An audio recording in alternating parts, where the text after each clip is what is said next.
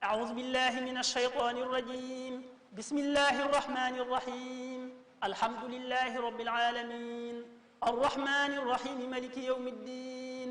إياك نعبد وإياك أعوذ نستعين بالله بسم الله إن ولي الله وما توفيقي إلا بالله والصلاة والسلام على رسول الله وعلى آله وصحبه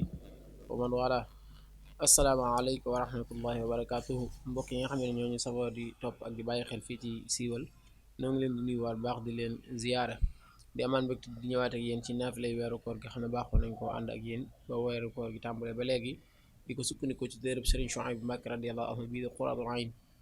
tey nag ñu ñëw ci guddi fukkeel gi ak ñaar sëriñ bi di wax ne bëgg nañu sopp nañ ko ci julli fukki raka bu ci nekk ginnaaw fatiha benn yoon, qul huwa allahu muy sóoratul ixlaas ba mu jeex juróom benn yoon. fukki raka bu ci nekk ginnaaw fatiha benn yoon, sóoratul ixlaas ba mu jeex juróom benn yoon.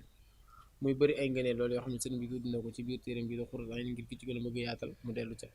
donc ñaan suñu borom tabaaraka wa taala mu defañ tawfiq ba ñu mën ko taxaw ci gën jaa rafet anam taxaw itam nangu suñu jaamu yàlla suñu jëf yu baax te musal ñu suñu bakkan. di leen jox dig daje ba suba ak jàmm. wassalaamu aleykum wa rahmatullahi wa barakaatu.